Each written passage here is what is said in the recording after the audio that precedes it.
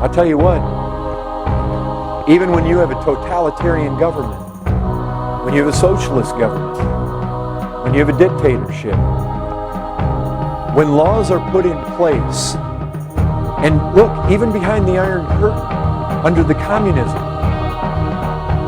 people were allowed to work, to have their families. Going in the store and stealing was wrong.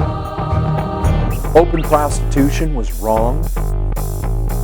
You see, folks, even when we get the worst of governments, even under Adolf Hitler. Now look, I recognize if you were a Jew and you were under Hitler,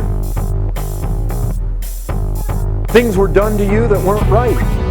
But you know what? If you went into Berlin, before all the bombing started and everything, after the regime was already there in place, you know what? You would have seen a Germany that was well in order.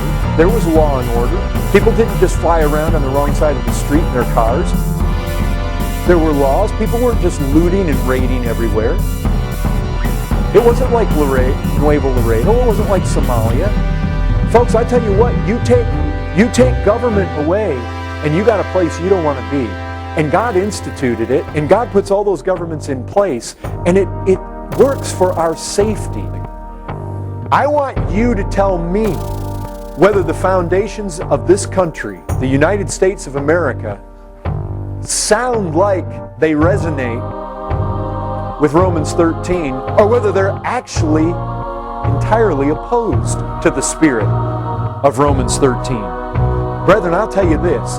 The Apostle Paul does not say submit to this government only as long as they adhere to the Constitution. Even if our government says we're done with the Constitution, we're going to wrap it up, crinkle it up, burn it, and throw it out, you are still under obligation to be in submission to this government.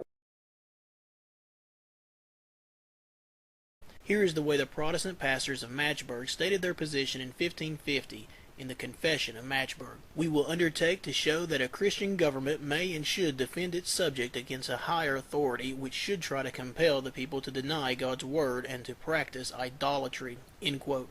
This doctrine, which became known as the doctrine of lesser magistrates, was the theory that informed the American War for Independence.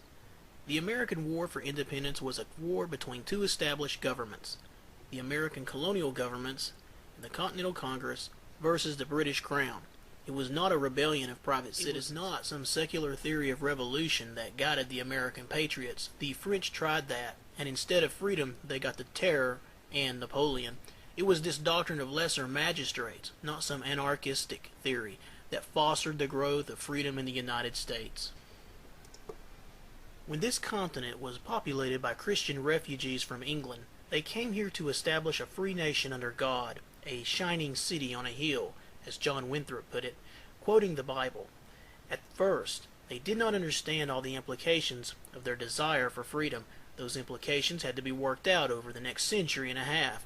150 years later, when the colonies separated from England and wrote the Constitution, they thought they had found a solution, a central government of strictly limited powers that could not act as the king and Parliament had acted. Almost all the powers of government, which themselves were few, were to be exercised by county and state governments, not by the national government.